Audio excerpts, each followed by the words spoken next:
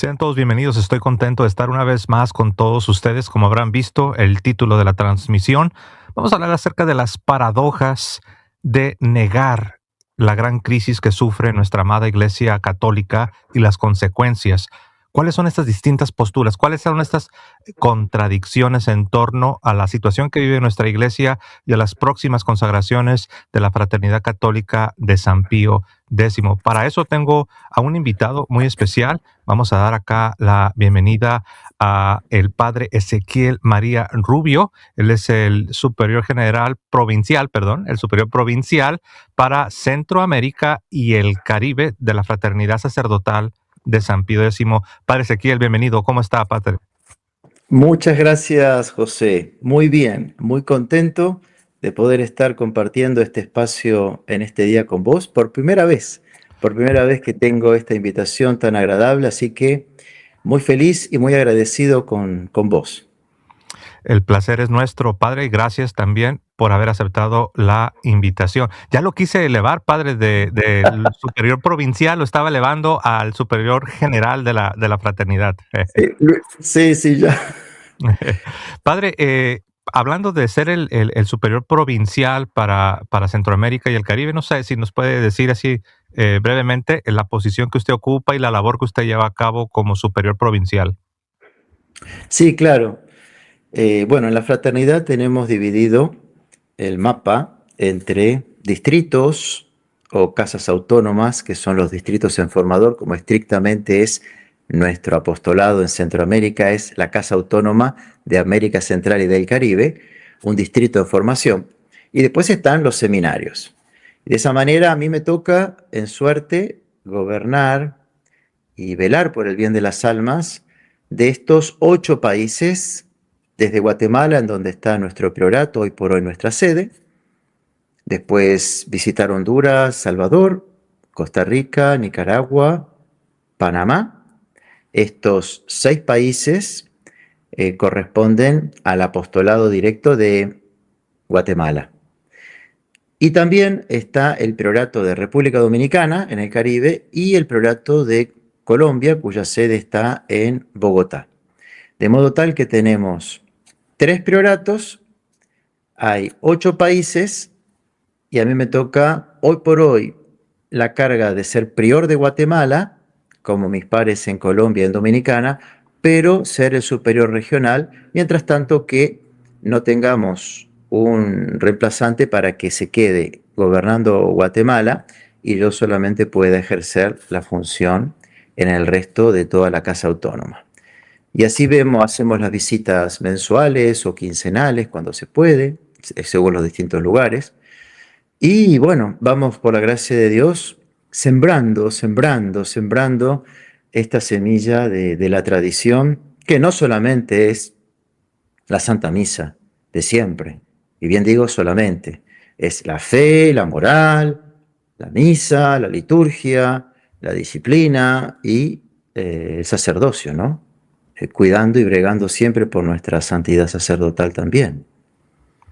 Y qué bueno que ha tocado ese punto, porque algunas veces se cae en el error de pensar que solo se trata de la misa en latín o que solo se trata de algún aspecto, pero no, como usted ya ha mencionado, estamos hablando de todo lo que permea nuestra fe católica.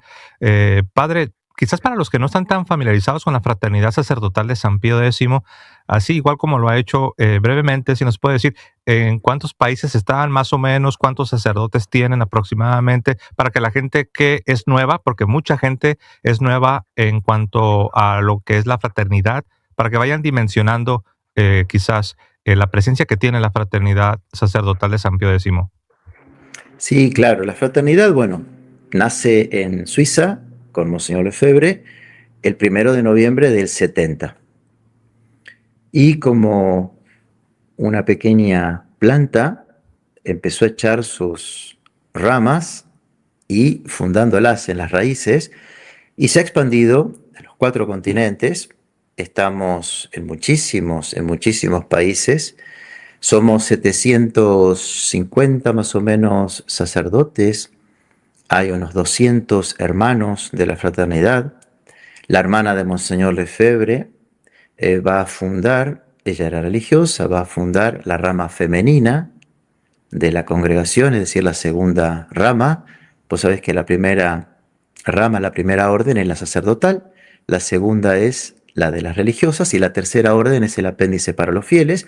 Monseñor también previó el estatuto para que tenga una rama de fieles e incluso las hermanas oblatas que difieren en parte de las religiosas de la fraternidad. Y de esa manera la fraternidad se expandió en el mundo entero con los prioratos y en donde no hay prioratos, con pequeñas misiones, con pequeñas capillas que vamos levantando.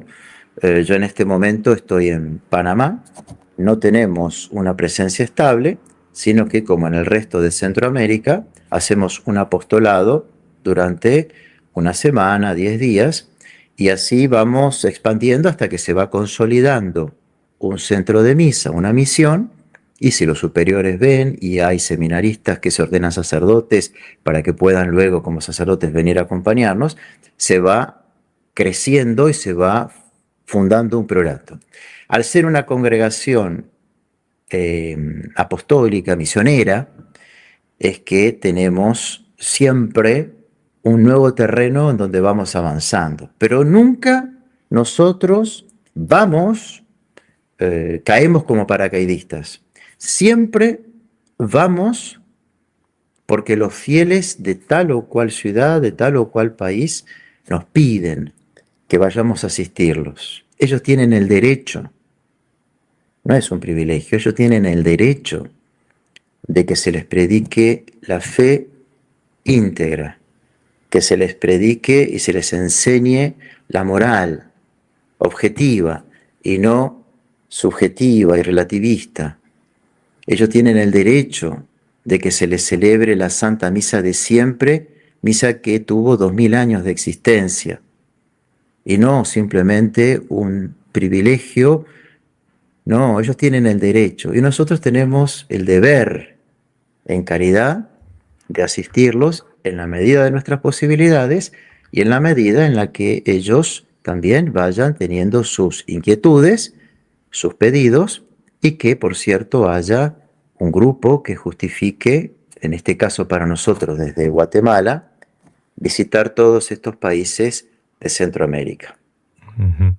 Gracias por clarificar, ahora que nos explica las tres ramas. Por el otro día yo incidentalmente mencionaba que propiamente a la fraternidad sacerdotal el laico no podría pertenecer, refiriéndome a la rama sacerdotal, pero Ah, como bien he explicado, está también la rama de las religiosas y está también la tercera rama que fue instituida precisamente para los fieles.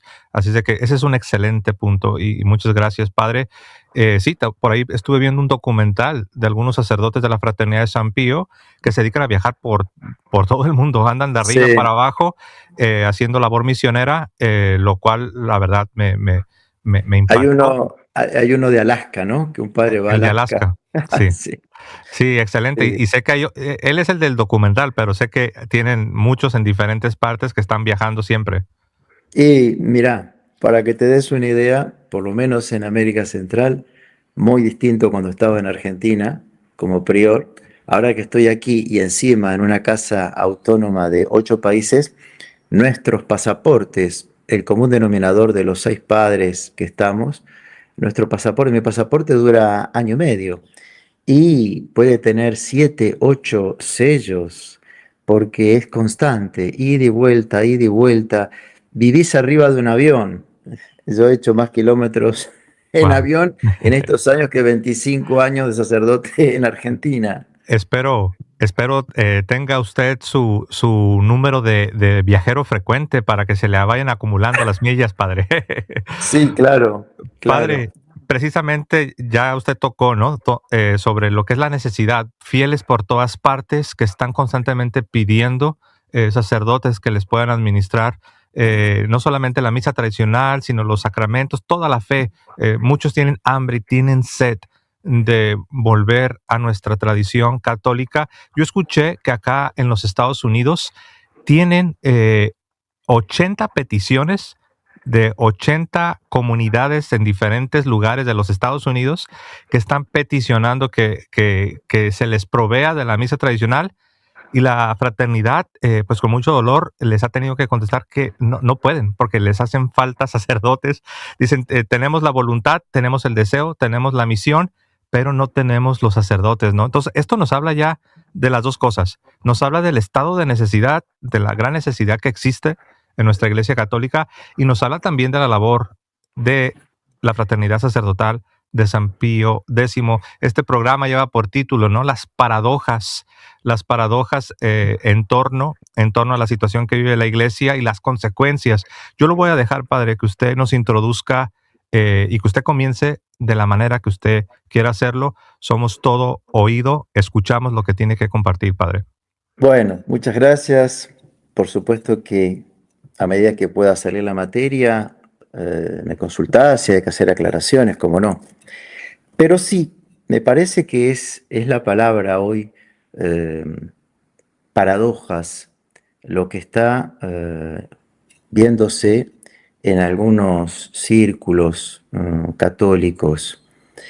La crisis de la Iglesia, vos has tenido ya tus programas, yo tuve la ocasión también de tener otros varios. Toda la fraternidad hoy está recordando sobre esta crisis de la Iglesia que estamos padeciendo, pero que no es una crisis de la Iglesia que en una suerte de conspiracionismo o de idea obsesiva o algo completamente subjetivo que nosotros hemos visto en algún lugar y lo amplificamos. Esta crisis de la Iglesia ya estaba denunciada por la misma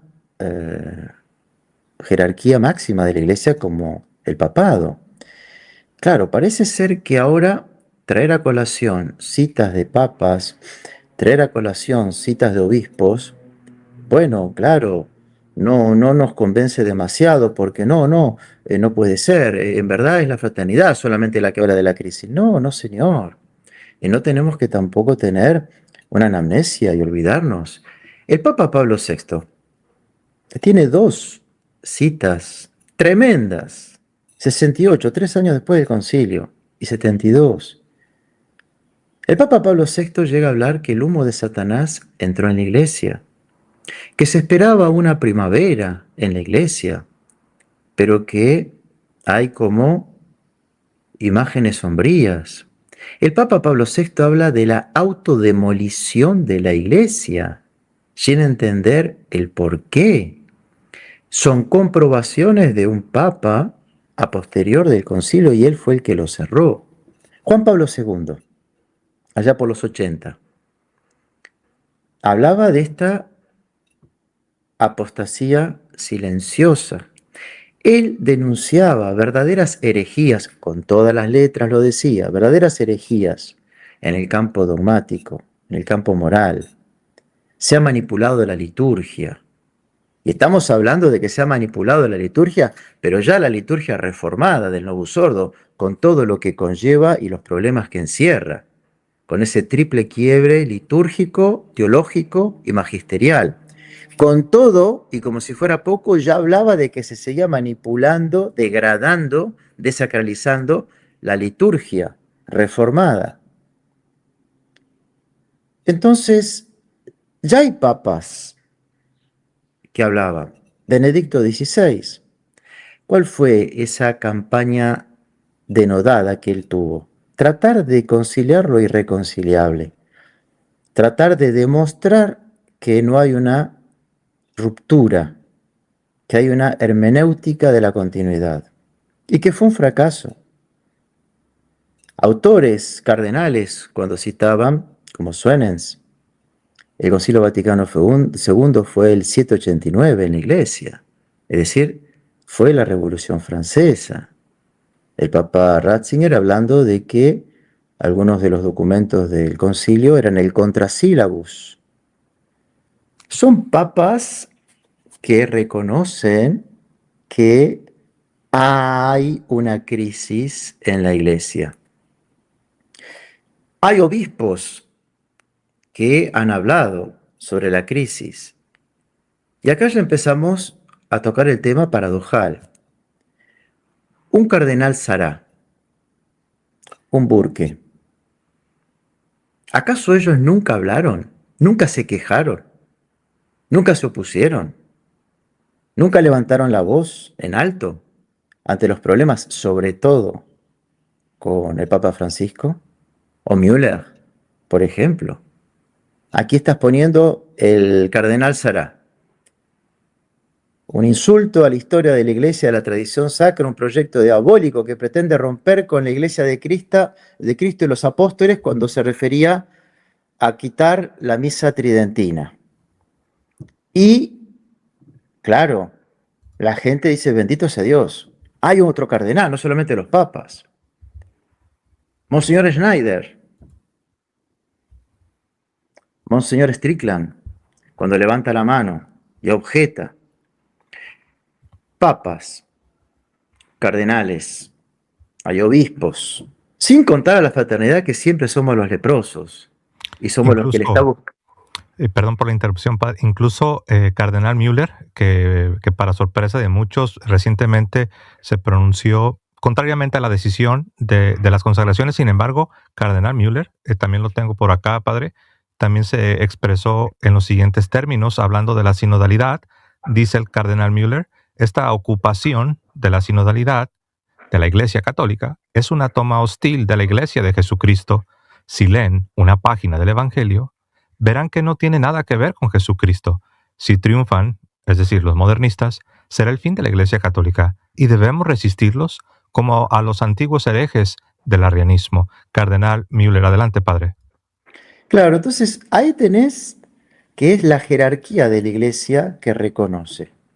Pero pareciera ser que cuando vos tomás la cita del cardenal, no, hay que ver en qué sentido lo quiso decir, no puede ser. Y aquí están estas paradojas, en donde ante una crisis objetiva, visible, ineludible, escandalosa, fe, la famosa cita que ha aparecido por todos los medios, Francisco, cuando Dios ha querido la diversidad de religiones, pero sin ir más lejos. Acordate von Balthasar, antes de morir, si el infierno existe, está vacío. Pone en tela de juicio una verdad de fe. Francisco, antes de morir, en ese sentimiento de que no, Dios tan bueno que yo confío que el infierno esté vacío. Fátima apareció. El dogma de fe está, nuestro Señor habla. Lucía cuenta las almas como las vio. Tantos. Pero sin embargo, el infierno, el purgatorio, en las cuestiones morales, ¿quién hubiera pensado, José? ¿Quién hubiera pensado 10 años atrás que Roma podría llegar a decir que hay que bendecir uniones homosexuales? Era impensable. Eso hoy está, y es hasta el escarnio y el hazme reír de los más radicales o hasta de los evangelistas. Porque es así. Ellos se rasgan los vestidos con estas cosas. La comunión a los divorciados y vueltos a casar. No, ¿cómo puede ser? Sí, y eso viene de Roma. Pero es que nadie lo ve, ¿eh? No se dan cuenta, o no puede ser. O es un escrito hecho por un Socias que está falsificado, pero no, Roma no dijo nada de eso. Fe, moral, proponer hitos. La liturgia es un caos. Y si ya Juan Pablo II hablaba de que se ha manipulado la liturgia, ¿qué podemos decir de todos estos ritos Pachamama and Company? Indigenismo, misales con dibujos ya como en Colombia, con dibujos indigenistas. ¿Quién lo hubiera pensado? Pero esto hoy viene de Roma. Y la Pachamama en una iglesia, y por todos lados empiezan, como se dice en mi país, a bailar al compás de la viruela. Y entonces si lo hicieron en Roma, lo hacemos en todos lados. Y claro, y es lógico. en ese pensamiento. Si Roma no es cualquier diócesis, Roma es la urbe, ahí está la sede de Pedro, el primado de Pedro. Lo que sucede en Roma se replica en todos lados. Hay una crisis sacerdotal, porque la iglesia va a una ONG naturalista y el sacerdote entonces empieza a cumplir cada vez más un rol social. Y la preocupación de esa santidad y la administración santa de los sacramentos se empieza a diluir. Y hoy Roma va en pos de quimeras, detrás de los inmigrantes, detrás del racismo, detrás del endiosamiento de la ecología. Y esto viene de Roma, o nadie se da cuenta. No. Por eso, en este mundo de las paradojas, y por cierto, puede haber gente que no se da cuenta, fruto de una formación mínima, una carencia de formación, y que por pena, como está ese famoso adagio, ¿no? Un católico ignorante es un futuro protestante. Entonces, ante una ignorancia masificada, hay muchísima gente que le puede parecer fantástico, maravilloso, extraordinario. Por fin, la iglesia accedió, cedió, se matrimonió con el mundo y estamos viviendo algo bárbaro. Claro, porque siguen en general en sus desórdenes y la iglesia, que es médico, ya no aplica el remedio. En vez de decir, mire señor, usted sabe, yo soy doctor, estamos ante un caso de un tumor, necesita quimioterapia. No, no te preocupes, mira, ¿sabes qué? La quimio te va a patear el estómago, te va a hacer perjudicar el cabello, te vamos a dar un ibuprofeno, paracetamol, y vamos a llevarla. Claro, pero yo no curo a nadie.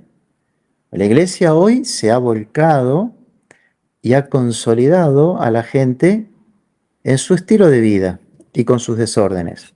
Y para muchísimos es fantástico, porque no tienen formación. Pero hay otros que les hace ruido. Hay otros, pero sobre todo en el mundo de los laicos, si lo dijo Roma, lo dijo Roma. No me convence, no me parece, no podría ser. Pero bueno, si el Papa lo dijo, lo dijo. Y por un falso concepto de obediencia siguen. Y ahí, pobres, hay sacerdotes, buenos padres, pero que no han recibido formación y que están doblegados por esto de la obediencia y dice, bueno, si al fin y al cabo, ¿cuántas veces uno ha escuchado? Prefiero condenarme con el Papa a que salvarme sin él, por ese deseo de secundar. La oveja tiene que secundar al pastor. Pero después están otros sacerdotes que sí ven, y otros laicos, pero sobre todo sacerdotes, que sí ven, que han tenido formación, pero se encuentran con el problema que si hablan, corren riesgo de su existencia, sea porque les van a hacer un proceso, sea porque los van a mandar a otra parroquia, sea porque los van a castigar volviendo a su casa. Y están estos pobres padres que tienen un problema en conciencia, pero temen hablar, pero mantienen el silencio. Pero lo peor es cuando vos te encontrás con sacerdotes, sean cardenales, obispos o simples clérigos, que ven, conocen perfectamente, sufren estas cosas, pero no hacen sino criticar a los que quieren defender públicamente la fe, cuando no, en público, no en privado, en público, atenuar, disimular, dejar pasar, hacer como que no es tan grave. Eso es lo peor. porque esos ven, se callan y condenan a los que están tratando de suplir, en cierta manera, la cobardía que tuvieron para no denunciar el error. Y son como perros mudos, como el profeta Ezequiel habla, ¿no? Aquel que está en la atalaya para que vislumbra y se calle, son como perros mudos.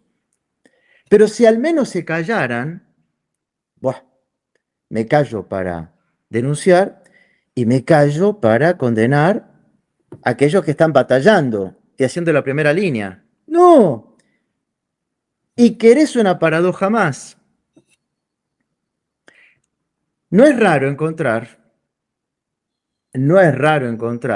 y lo digo con conocimiento de causa, que a veces hay sacerdotes que hoy pueden ser los primeros en criticarnos, pero que fueron los primeros en beneficiarse de la fraternidad, porque cuando necesitaron de nosotros, les tendimos la mano.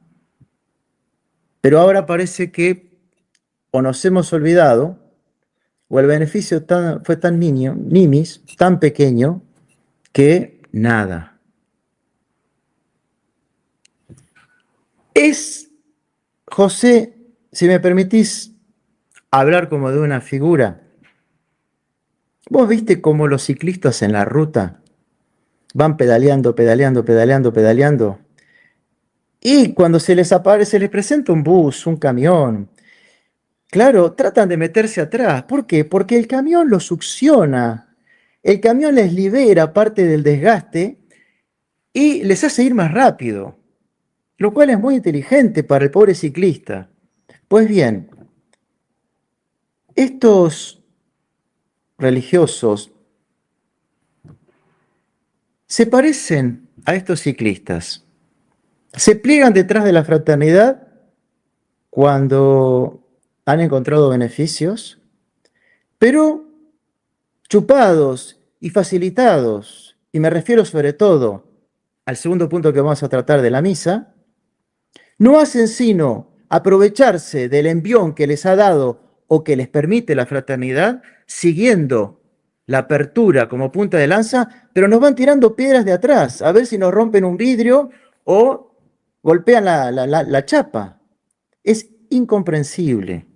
Es una paradoja en la que se vive, en la contradicción en la que pueden estar, pero que sin embargo hoy vienen como atropellando, vienen blandiendo las boleadoras arriba del caballo y golpeándonos cuando ellos tendrían que ser los defensores, ¿no? Por eso, vos fíjate, ayer, para este mundo conservador, hablar de Monseñor Schneider era tocar el cielo con las manos. En su momento, cuando apareció la figura de Monseñor Viganó, lo dijo Monseñor Viganó, ahí lo tenemos, no es de la fraternidad, no es de la fraternidad, pero mirá lo que dice Monseñor Schneider, Strickland, no es de la fraternidad, pero también lo denuncia, vamos. Ah, claro, pero hoy por hoy, estos tres denuncian y apoyan a la fraternidad. Entonces, hoy por hoy estos tres cayeron en desgracia y ya no va, porque ambos tres denuncian la crisis de la iglesia, denuncian el estado de necesidad en consecuencia, son favorables a las consagraciones episcopales y defienden a la fraternidad. Entonces estos ya no son más. Hay que buscar a otro. Aparece Sará. Ahora, Monseñor Sará, hablando en contra de la fraternidad, pero claro, Monseñor Sará hoy es un punto de referencia para ellos, para decir, lo dijo Sará, ya está. No importa lo que los otros que lo hayan dicho. Pero claro, pero mañana Monseñor, el cardenal Sará, llega a cambiar o a virar, ya otro que cae en la desgracia. Porque en cierta manera no estamos buscando la verdad objetiva. Estamos buscando ver una conveniencia, ver en qué nos seguimos escondiendo o amparando, como ese ciclista para asegurar la partida de futuro. Sí. Y Hay como una deshonestidad intelectual ante algo que es objetivo y no se puede seguir negando, disimulando, defendiendo y doy la impronta, no, fiel al Papa, ujú, defiendo al Papa y nos vienen a pegar con el derecho canónico en una manera completamente ajeno a las circunstancias a las que vivimos, ¿no? Y por lo tanto, una mala aplicación del derecho canónico o una cabeza que trabaja a modo positivista, cuadrada y legal. totalmente de acuerdo. Y hablando de estas personas que ahora tratan de escudarse detrás del último pronunciamiento del cardenal Sara para darle durísimo a la fraternidad que ahora mismo, por así decirlo, está en el ojo del huracán, a estas personas que ahora quieren usar al cardenal Sara, se les olvida que en su momento al cardenal Sara, cuando en su momento decidió no quedarse callado, romper el silencio y pronunciarse de una manera reverente, caritativa, pero muy firme, defendiendo la moralidad, en su momento al cardenal Sara interpretaron esta firmeza y esta valentía para defender la moral tocante a fiducia supplicans, el párrafo 31. Se les olvida a los que ahora quieren usar al cardenal Sara que en su momento al mismo cardenal Sara se le interpretó como ser un rebelde y estar yendo en contra del Santo Padre. Y para muestra un botón, cito al cardenal Sara en su momento, dice el cardenal Sara, respondiendo a sus críticos que interpretaban su acción como un acto cismático y de desobediencia al Santo Padre, responde el cardenal Sara en su momento. No, dice, no nos oponemos al Papa Francisco, pero nos oponemos firme y radicalmente a una herejía que mina gravemente a la Iglesia, refiriéndose acá a Fiducia Supplicans, este documento emitido por el Papa Francisco, particularmente al párrafo 31. Entonces, a donde quería ir, querido padre, es al punto de que hoy día, olvidando esto, ahora ya quieren usar al cardenal Sara como la justificación perfecta para, número uno, para justificar su silencio, porque los que están haciendo esto lamentablemente son incluso hasta sacerdotes. Número uno, para justificar su propio silencio ante la situación. Y número dos, para darle autoridad a la posición que ellos mantienen de no decir nada, no hablar nada, sobre todo ahorita que las cosas se están poniendo al rojo vivo, ¿no? Adelante, padre. Sí, así como vos decís, es tal cual. Es como una suerte de buscar algún autor que yo pueda utilizar como escudo, pero no hay esta transparencia de intención. En segundo lugar, otro tema, no menos paradojal. ¿Cuál? Monseñor Lefebvre, nuestro venerado fundador, al cual nunca vamos a poder devolverle la deuda que tenemos por lo que hizo por la Iglesia y por la fraternidad. Hoy, los que celebramos la misa de San Pío V, ¿a quién se lo debemos? Me guste o no me guste. ¿Lo quiere escuchar o no lo quiere escuchar? Hoy se la debemos a él. Todos somos deudores de Monseñor Lefebvre, sea de una manera directa, sea de una manera indirecta. ¿Quiénes son los que le deben directamente a Monseñor? En primer lugar, la congregación por él fundada, la Fraternidad Sacerdotal San Pío X, los apóstoles de Jesús y María, como es también el nombre oficial. Pero así también los que se desprendieron. San Pedro, primer desprendimiento de la fraternidad con el padre Disick. Sale de la fraternidad, sacerdote de la fraternidad. Segundo lugar, el buen pastor.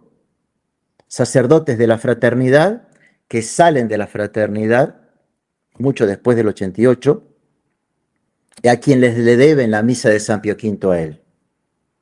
Claro, está el 88 cuando se abre el padre Bicig con unos padres, unos pocos padres, se funda la San Pedro. Y el Papa Juan Pablo II crea inmediatamente la Comisión Ecclesia Dei Afflicta.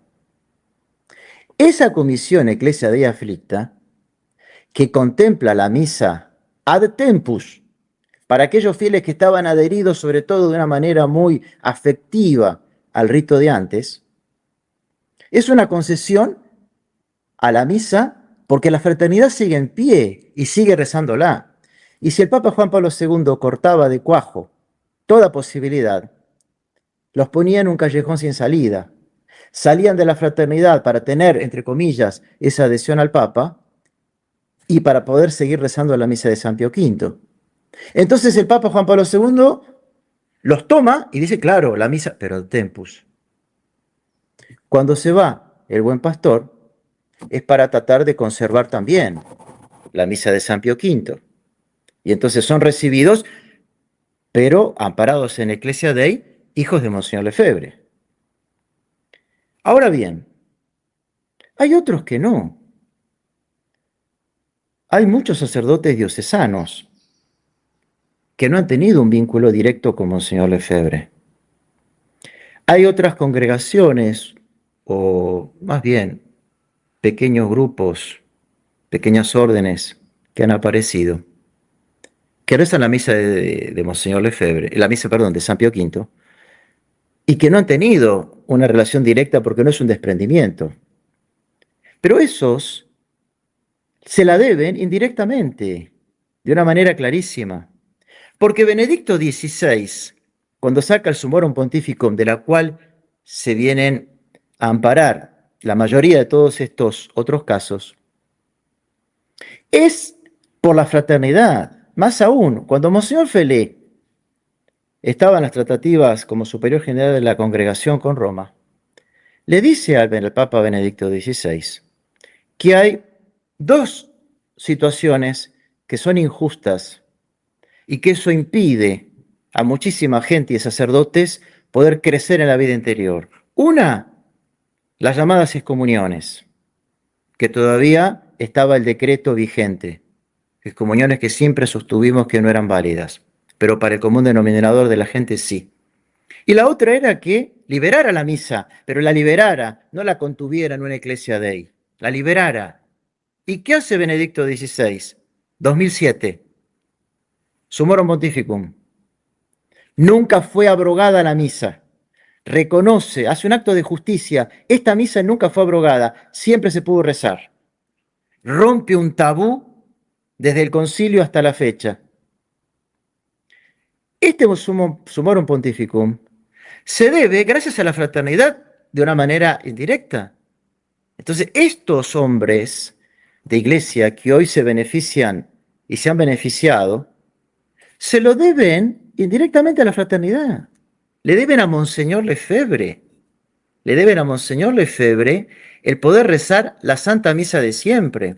Por eso es una ingratitud sin igual.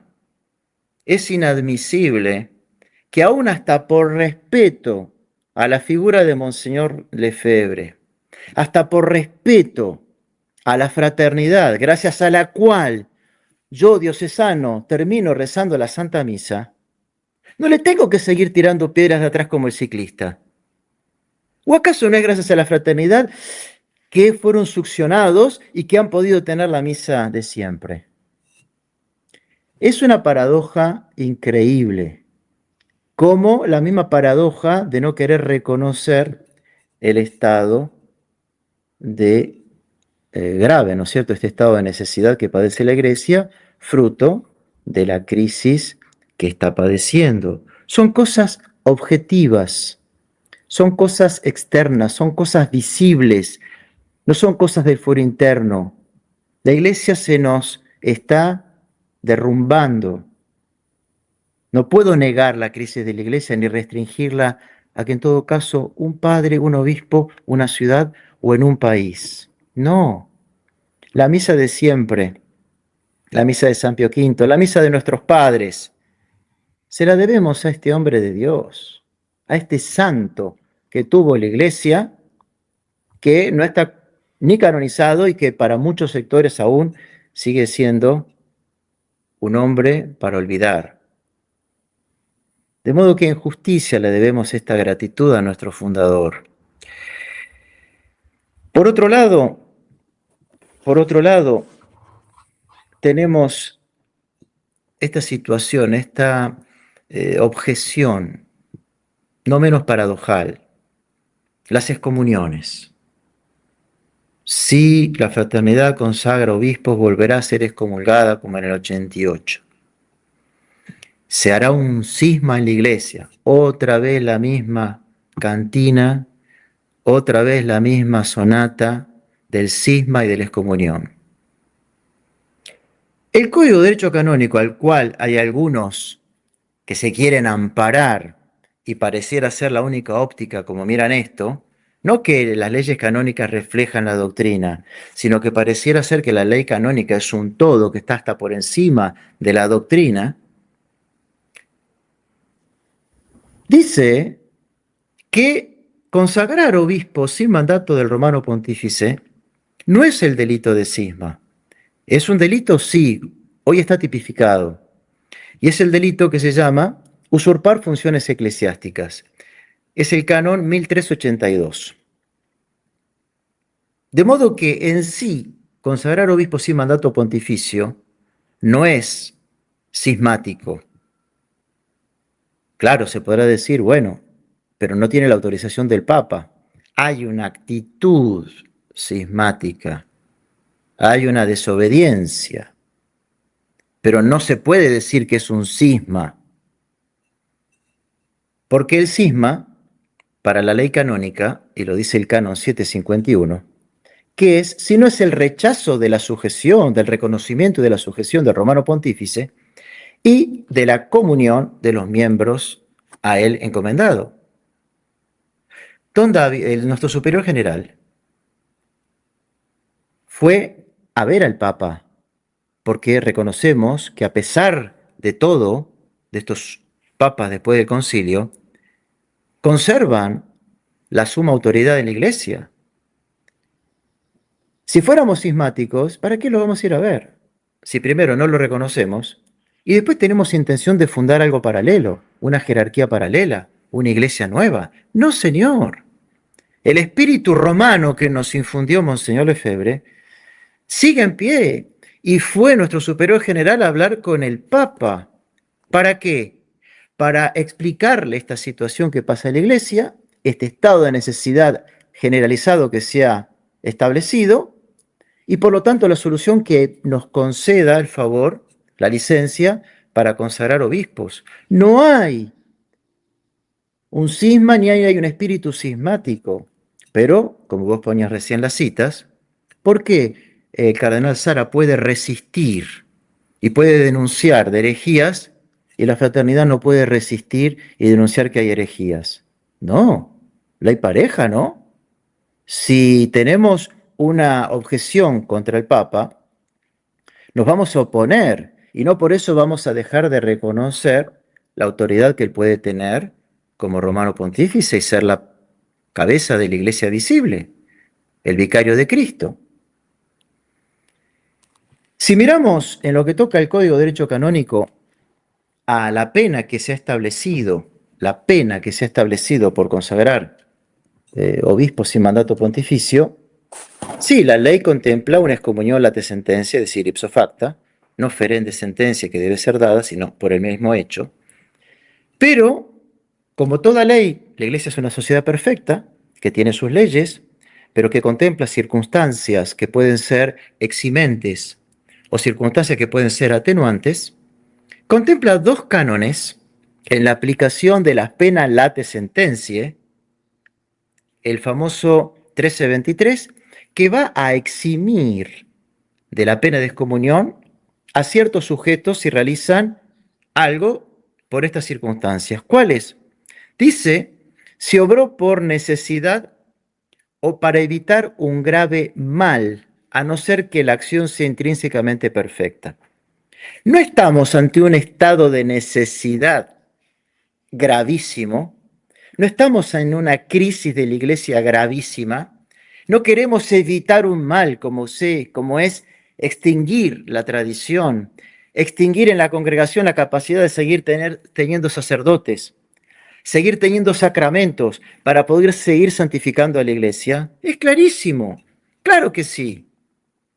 Pero si hubiera alguno que dice, no, no, señor, igual hay circunstancias atenuantes, que dice que se le debe atenuar la pena canónica si obró errónea pero culpablemente. Y por eso diríamos, si en la fraternidad somos todos unos paranoicos y somos todos conspiracionistas y estamos inventando magistralmente una crisis de la iglesia, estamos tan convencidos de esto que por lo menos se nos debería atenuar la pena canónica, porque así lo establece el código. Aquel que obró erróneamente, pero con culpa.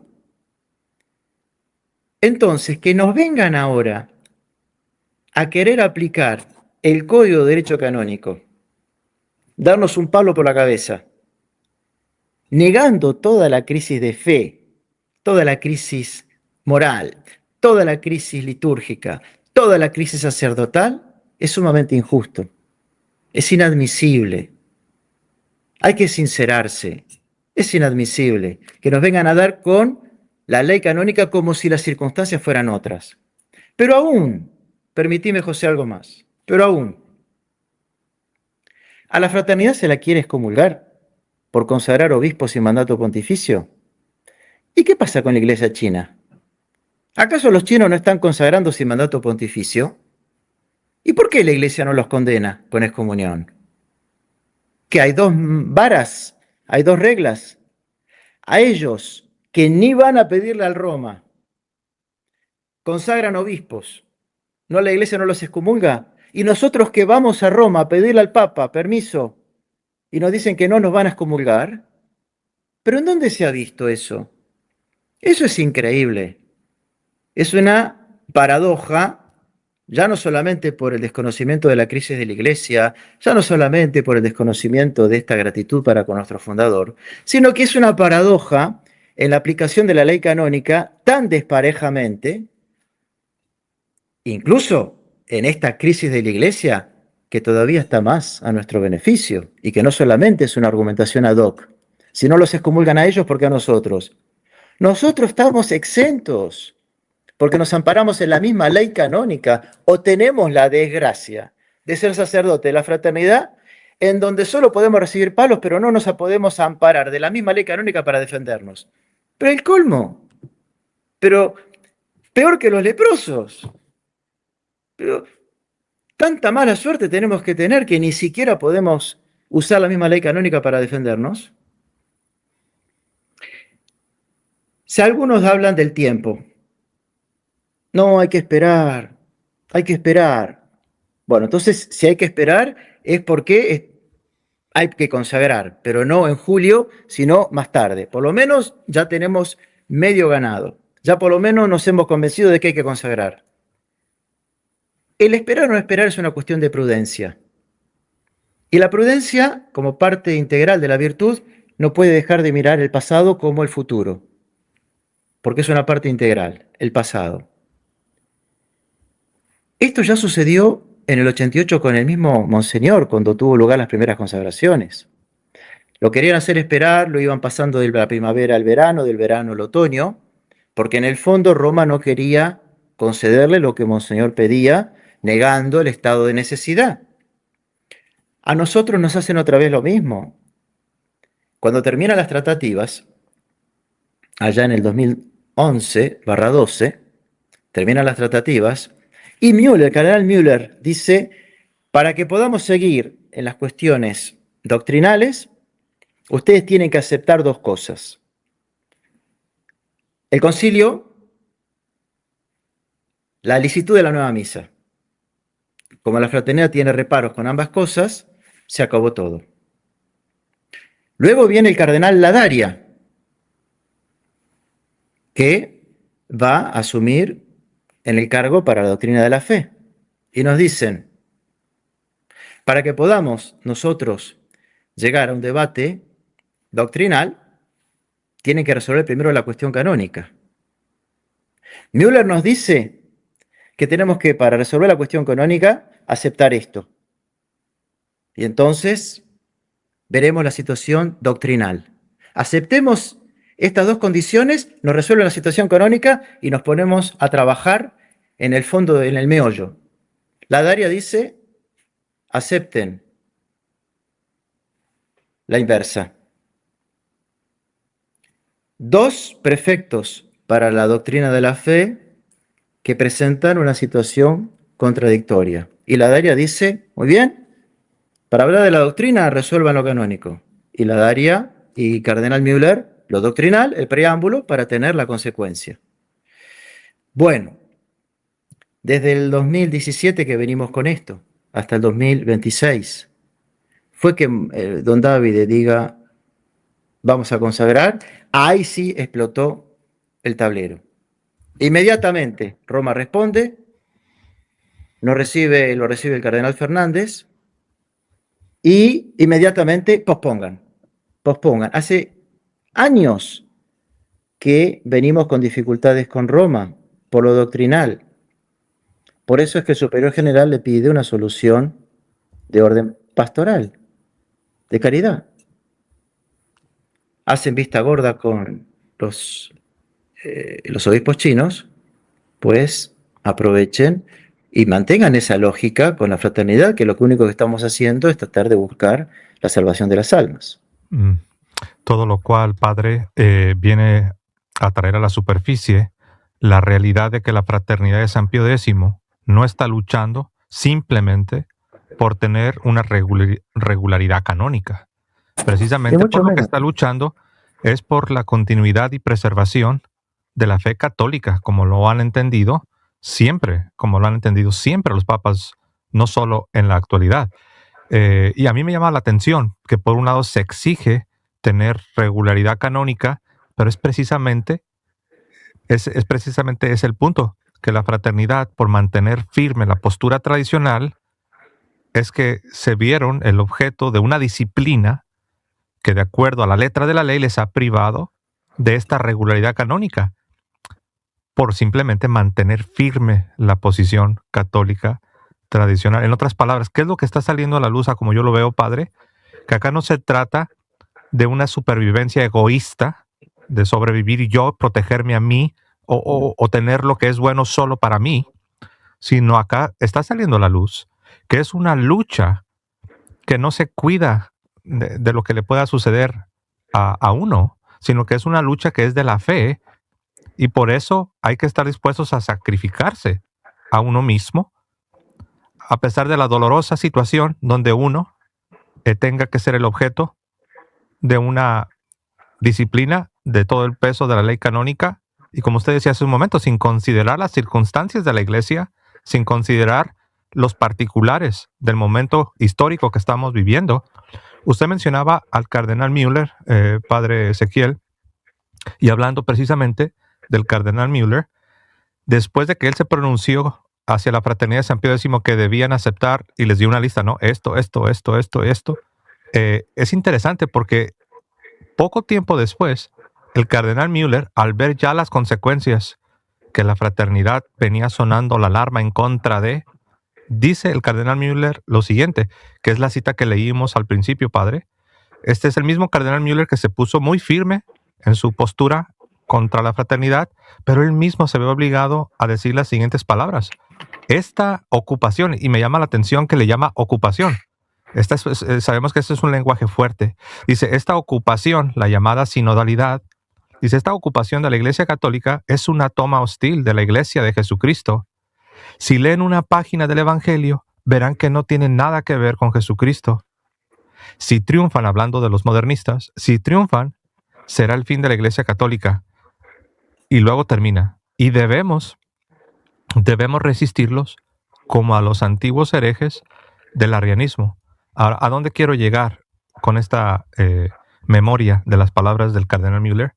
De que yo veo que el cardenal Müller, al igual que el cardenal Sara, al igual que muchos otros, pueden ver lo que la fraternidad viene sonando, lo que la fraternidad viene diciendo por décadas, pero a la hora de tomar la decisión, a la hora de mantenerse firmes en la trinchera, por así decirlo, como que de repente se retraen, se cohíben, y ahí sí, como usted decía, el ejemplo ese que usted daba, de los que se ponen detrás del otro y dejan que el que va enfrente vayan recibiendo todo.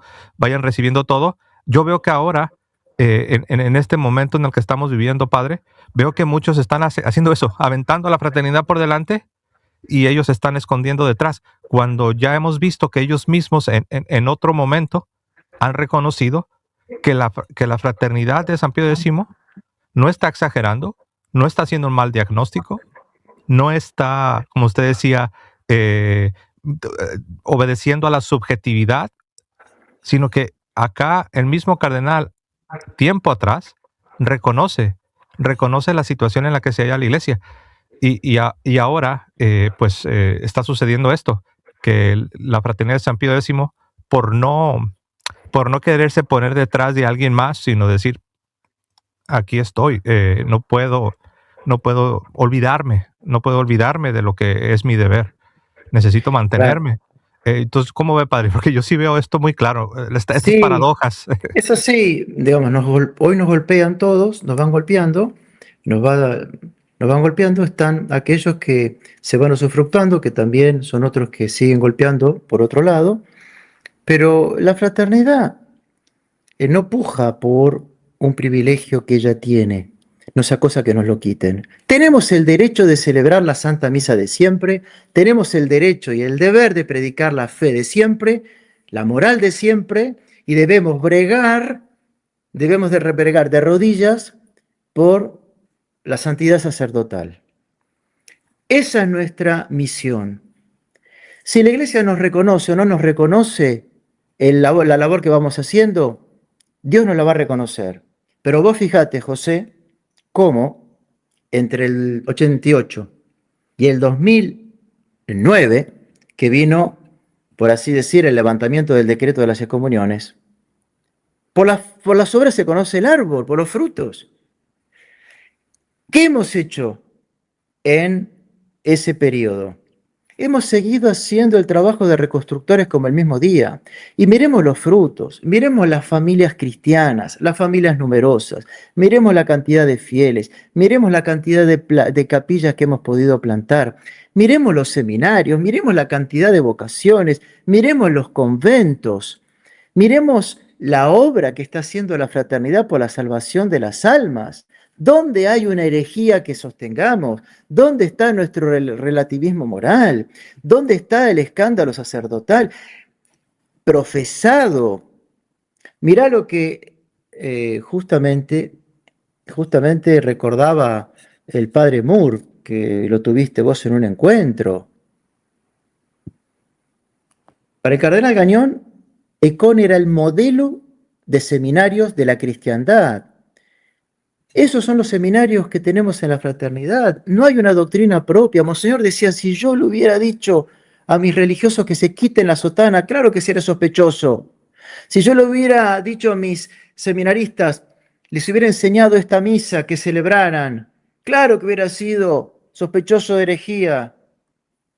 Hemos mantenido lo de nuestro fundador, y nuestro fundador ha mantenido y transmitido lo que recibió, el sacerdocio de siempre, la misa de siempre, la doctrina de siempre, el catecismo de siempre, la iglesia de siempre, y por eso nos condenan, y por eso nos persiguen. Lo seguiremos así, por la gracia de Dios. Vamos a seguir haciendo obra de iglesia, nos reconozca la iglesia o no. El día de mañana, el tiempo nos lo reconocerá. Pero mientras tanto, que la llama piloto no se vaya a apagar, que la llama encendida en el calentador de agua no se vaya a apagar. Vendrá otro tiempo donde podrá expandirse, pero mientras tanto hay que conservar como en un relicario esta laja que es la misa con la fe, la moral y el sacerdocio católico. Si me Ah, permitís algo más que pueda sí, agregar, sí, el claro. cardenal Sara eh, mencionó al padre Pío de Pietrelcina, curiosamente, como el modelo que deberíamos seguir, en particular nosotros. Hay alguna respuesta que hizo un sacerdote de nuestra congregación, sí, pero hay cosas que salen a flor de piel. Cuando al Padre Pío en el año 31 lo van a censurar, que se llama la segregazione, del 31 al 33, le van a prohibir a él celebrar en público, predicar en público, tener correspondencia, poder confesar y recibir a la gente. Una medida personal que atacaba a su figura, la desconfianza sobre todo por los estigmas y la falsedad que ya se corría, sobre todo con uno de los acusadores que él tenía, el padre Gemelli. Es algo personal y él acató. Sufrió y su sufrimiento fue fecundo, pero él acató. Pero pareciera ser que la figura del Padre Pío termina ahí, y no es así. ¿Qué pensaba el Padre Pío y qué decía el Padre Pío respecto del concilio, de la reforma del concilio? ¿O no dijo nada? Claro que dijo, claro que sí, y está escrito. El Padre Pío tenía un defensor ante la autoridad romana, ante Pablo VI, como era el cardenal Bacci. Bacci, cardenal, y Ottaviani, ambos dos escribieron el breve examen crítico del Lobus Ordomice. Muy bien.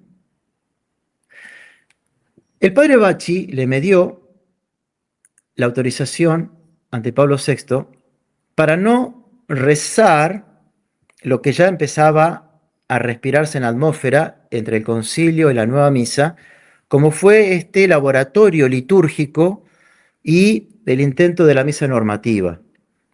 El padre Pío recibe de Pablo VI la autorización para rezar exactamente la misa de San Pío V sin incursionar. ¿Por qué le pide esto el padre Pío? Porque el padre Pío veía en la misa el sacrificio de nuestro Señor, la obra de la redención consumada, la aplicación de la pasión y muerte de nuestro Señor en el tiempo. Y no quería saber nada con una cena, con un ágape, con una sinaxis, con esta novedad que había festiva en torno de la misa. El Padre Pío nunca rezó la misa nueva. Y esto es una cuestión histórica. Él fallece en septiembre del 68, ¿verdad? 23 de septiembre. La misa nueva se aprueba al año siguiente. Se aprueba en el 69, comenzando el año, para el mes ahí de abril. Entonces, él nunca rezó. ¿Pero qué sucedió? Que Pablo VI lo obligó a que él rezara la misa mirando al pueblo. Y así se lo ve al Padre Pío celebrando su última misa, cuando él celebró los 50 años de las estigmas, el 18 de septiembre de 68. Y por otro lado, el Papa Pablo VI le concedió la facultad de poder celebrar sentado debido al desgaste y ya no tenía fuerza. Cuando no lo sostenían, podía sentarse. ¿Qué decía el Padre Pío, por ejemplo, del concilio? A Bacci, al cardenal Bacci, le dijo: por piedad terminen este concilio. Estás hablando del estigmatizado, el que tenía los conocimientos de conciencia, el que estaba en esa unión mística con nuestro Señor. Porque ya, como había empezado en el 61, ya estaban los ecos de todas estas reformas. ¿Qué pasaba cuando terminó el concilio? Hay una frase de él que dice: hay jóvenes que quieren entrar en la orden de San Francisco, pero que no quieren usar el hábito. Pues a esos jóvenes hay que decirle claramente: no son ellos los que van a venir a ayudar a la orden de San Francisco, sino que es la orden de San Francisco los que va a venir a ayudar las almas de ellos. Y si no quieren usar el hábito, pues que no entren. Claro que era firmísimo el Padre Pío. Es famosa la foto de nuestro venerado fundador, Monseñor Lefebvre, cuando va a saludar al Padre Pío. Y aparece la foto que el Padre Pío está besándole el anillo. ¿Por qué fue Monseñor ahí? Se ha corrido el rumor falso de que el Padre Pío le vaticinó su futura misión. No, no, no, no, Monseñor lo cuenta, ha sido muy escueto el encuentro que él tuvo, y el Padre Pío, cuando escucha que Monseñor Lefebvre le pide a él la bendición, dice, no, un sacerdote bendecir a un obispo, no, el obispo me va a bendecir a mí, y le recibe la bendición a Monseñor Lefebvre. ¿Por qué fue Monseñor Lefebvre a verle? Porque Monseñor Lefebvre era superior de los padres del Espíritu Santo, y ya venía el capítulo general para aplicar todos los principios reformados en la vida religiosa del concilio. Y le venía a pedir oraciones, Monseñor Lefebvre, al Padre Pío, sabiendo cómo era el Padre Pío, sabiendo cómo pensaba el Padre Pío, para que viniera a asistirle ante ese capítulo tan delicado con las reformas que iban a venir. Por supuesto que los padres del Espíritu Santo optaron por el ayornamiento, por el reformarse, y ahí es cuando Monseñor Lefebvre dimisiona del cargo de superior general y a los 2 años ya va a fundar la Fraternidad Sacerdotal San Pío X. Es decir, que tomar al Padre Pío por algo personal que él sufrió y que fue un ejemplo de virtud, para de esa manera compararlo con una situación que toca al bien común de la Iglesia y que no toca simplemente al bien personal de tal o cual sacerdote, es completamente ilícita. Es una comparación que no se debe, porque falla en el punto medio a tener en cuenta. Acá está en juego no en sí el bien personal de la fraternidad. La fraternidad está trabajando por el bien de la Iglesia universal. Por eso trabajamos, porque el bien de la Iglesia universal es el que está puesto en tela de juicio, es el que se está perdiendo y con él infinidad de almas. Entonces no tiene nada que ver la comparación, nada que ver. Totalmente, totalmente de acuerdo, padre. Recientemente alguien a manera de objeción me decía, José, pero esa forma de pensar de que la fraternidad debe mantener esta lucha, ¿no se te hace como una especie de mentalidad mesiánica? Y le decía yo, ¿a qué te refieres? Me decía, sí, pensar de que ellos son los salvadores y dice que no te das cuenta que eso es peligroso porque el que salva y preserva a la iglesia es Dios. A lo cual yo respondí, dije, tienes toda la razón, es Dios, es Dios. Pero ¿te has dado cuenta cómo en el mundo real en el que vivimos, como en la historia de la iglesia, siempre Dios ha utilizado pequeños instrumentos que se han dejado usar precisamente para que Él lleve a cabo su promesa de preservar a la iglesia y que las puertas del infierno no han de prevalecer contra ella? ¿Te has dado cuenta cómo Dios siempre ha usado pequeños instrumentos?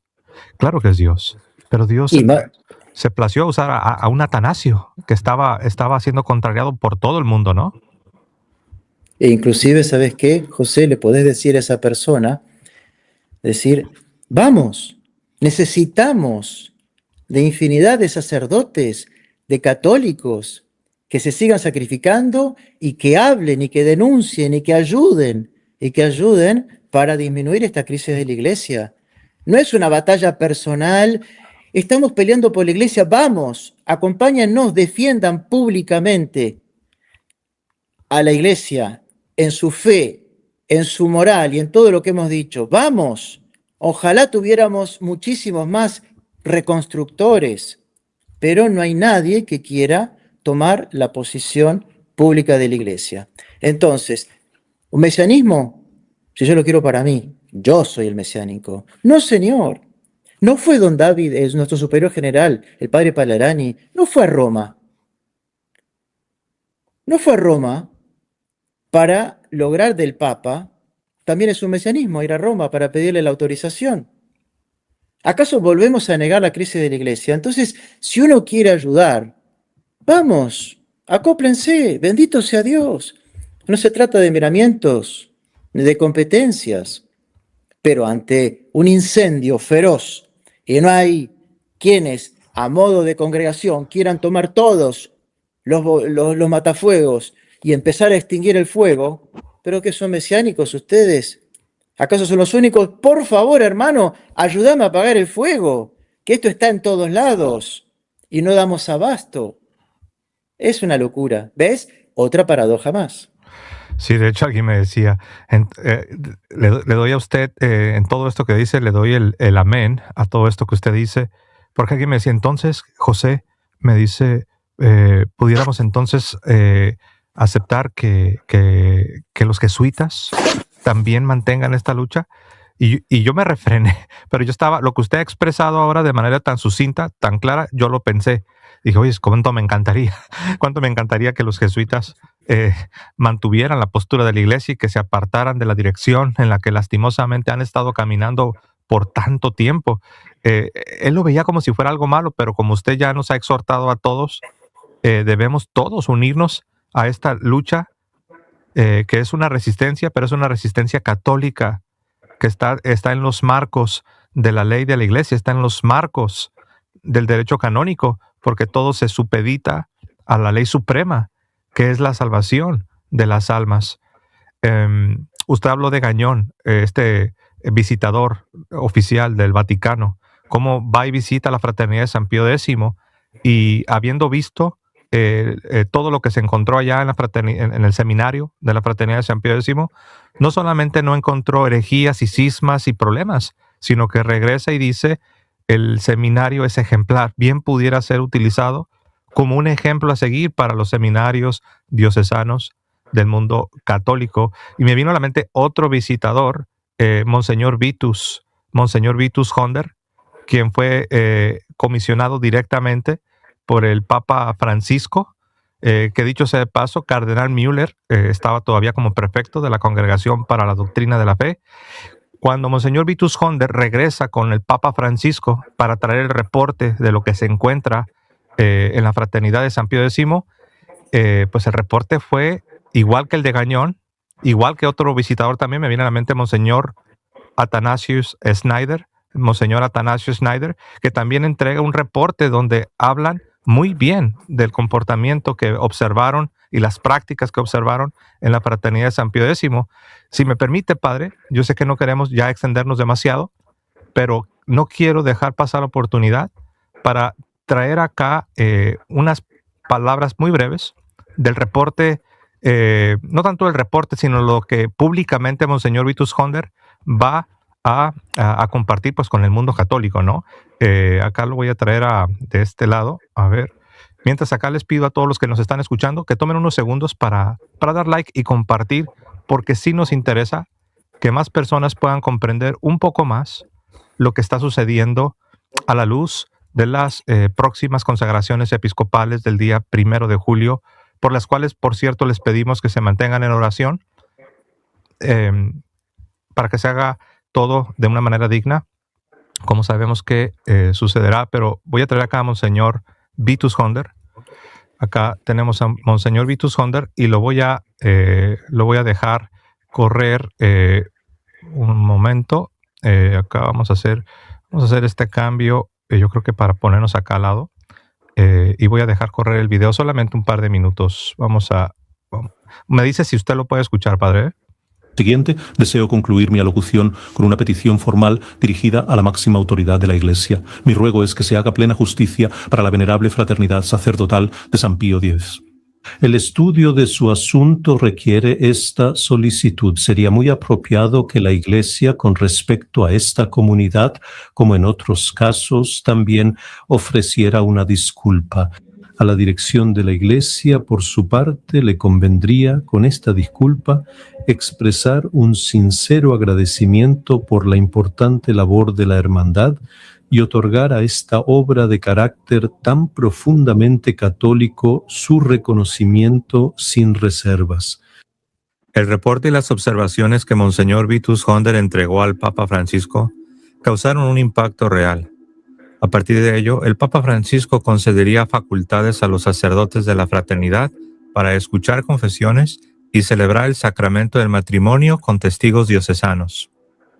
No solo eso, el Papa Francisco concede a Monseñor Vitus Honder una extensión para continuar sus labores con la fraternidad de San Pío X por 2 años más, hasta el año 2019, cuando, habiendo excedido la edad del retiro, el Papa Francisco le concede el retiro a Monseñor Vitus Honder Incluso le da autorización papal para ir a vivir de manera permanente su retiro con la Fraternidad de San Pío X. En 2024, todos nos enteramos de la lamentable noticia. Monseñor Vitus Honder partió para recibir su recompensa el día 3 de abril de ese año. Como última voluntad, Monseñor Vitus Honder pidió que se le concediera el ser sepultado al lado del fundador de la Fraternidad de San Pío X, Monseñor el Arzobispo Marcel Lefebvre. Ahora la pregunta la tenemos todos nosotros delante. ¿Qué estamos haciendo para sanar la gran herida que tiene la Iglesia y ver el retorno a la tradición? ¿Qué estamos haciendo con el tiempo que nos ha sido dado? Pidamos a Dios que nos conceda la gracia de poder contribuir en la medida que podamos y conforme a nuestra vocación para la sanación de nuestra Iglesia Católica, para el retorno de la santa tradición. Que Dios nos ayude. Encomendémonos a la intercesión de nuestra Madre la Virgen María, destructora de todas las herejías. Amén.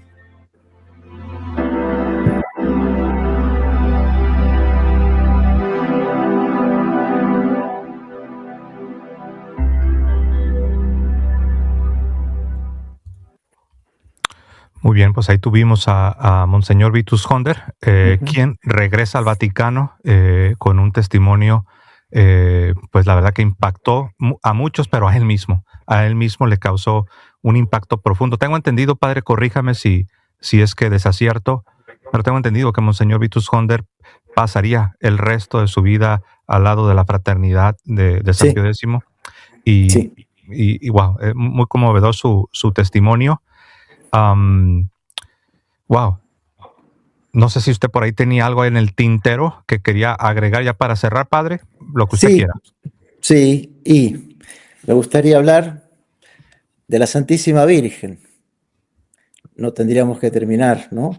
Nada sin ella, como un sermón, siempre con la Virgen, siempre con ella, nunca sin ella. Pues bien, en esta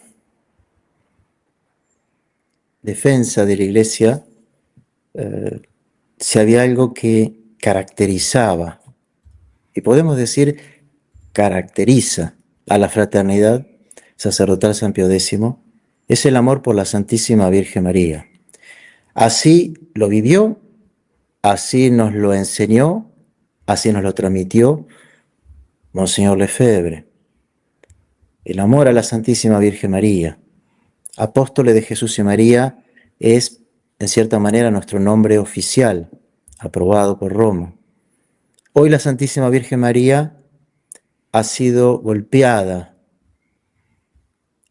escandalosamente por la misma jerarquía.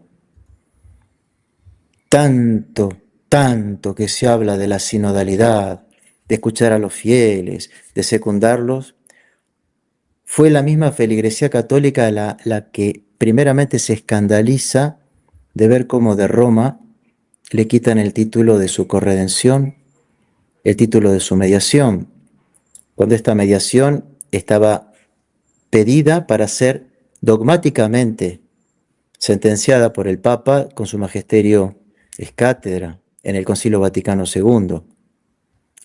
La Santísima Virgen María hoy sufre este escarnio de habérsele quitado el título de la mediación y el título de la corredención, cuando es gracias a la Santísima Virgen María que se va a poder vencer a los enemigos que tiene internos como externos. Ella es el terror de los demonios, ella es la que ha vencido todas las herejías.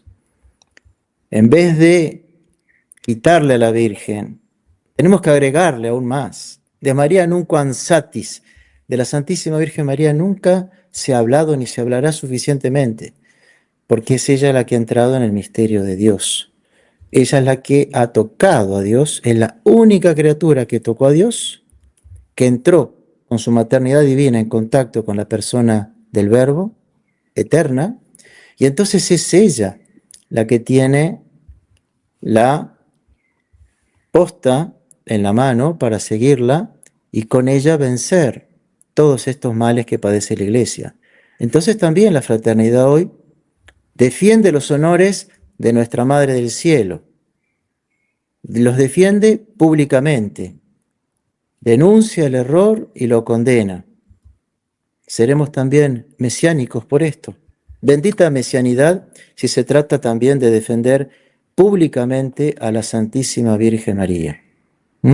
Entonces, encomendarnos a nuestra Madre del Cielo, ponerle todo bajo su amparo, poner las consagraciones episcopales, la santidad de aquellos que van a ser consagrados, poner bajo su amparo la santidad sacerdotal, a su amparo a los fieles, y cómo no, poner bajo su amparo al mismo Papa, al mismo Cardenal Fernández, quienes han emitido este documento, el Papa refrendando el texto del Cardenal, pues para que la Virgen los ilumine, que la Virgen les perdone, ella que es refugio de los pecadores, que les perdone este documento infame que han sacado en su contra, que los ilumine y que pues por el bien de la Iglesia podamos seguir trabajando como hasta el presente. Y si el cielo dispone que no tengamos esta autorización, pues de nuestra Madre Corredentora sufriendo al pie de la cruz, ella sola, y aunque nos quedemos solos, pues seguiremos haciendo el mismo trabajo que hicimos desde la fundación, el mismo trabajo que hicimos cuando se nos pretendió excomulgar en el 88. Encomendados siempre a nuestra Madre, confiados en su mediación, en su protección, nada tenemos que temer. Amén. Precisamente, antes de despedirnos, Padre, yo creo que sería bueno, si le parece, rezar un Ave María en latín por su santidad el Papa León XIV, por las consagraciones de la Fraternidad de San Pío X, y podemos rezar un Ave María y quizás después pedir la intercesión de Papa Pío X, también de el santo de Pietrelcina, el Padre Pío, y vamos a poner acá el Ave María en latín para aquellos que quizás están todavía familiarizándose con el Ave María. Adelante, Padre, lo dejo que usted diga la primera parte. Muy bien. Ave María, gratia plena Dominus tecum, benedicta tui mulieribus, et benedictus fructus ventris tui, Jesús. Santa María, Mater Dei, ora pro nobis peccatoribus, nunc et in hora mortis nostre. Amén. Y si te parece, José, te dejo la bendición, le dejo la bendición a los que nos están siguiendo por la mediación de nuestro santo fundador. Per intercesión en Sancti Piedecime, benedictio Dei omnipotentis, Patris et Filii et Spiritus Sancti, descenda super vos, et magna semper. Amén. José, Dios te bendiga. Muchísimas gracias por habernos dado este espacio. Contá en lo que esté de nuestra parte incondicionalmente. Gracias a usted, a nombre de toda la audiencia, muchas gracias, porque sé que llevan a todos los fieles católicos en sus oraciones. También nosotros haremos lo propio, pediremos por todos ustedes, por el Papa, por los superiores, por los obispos de la fraternidad, por todos los que están desviviéndose, esforzándose por rendidos a la voluntad de Dios, continuar con la lucha que llevamos adelante por nuestra santa fe católica. Gracias, Padre. Amén. Un fuerte abrazo. No se me vaya. Un minutito y detrás de escenas. Regreso con usted. Hermanos, gracias. Compartan porque sí queremos llegar a muchas personas. Y me despido como siempre lo hago diciendo que viva Cristo Rey, que viva Santa María siempre Virgen, que viva la Santa Iglesia Católica y hasta luego, queridos hermanos.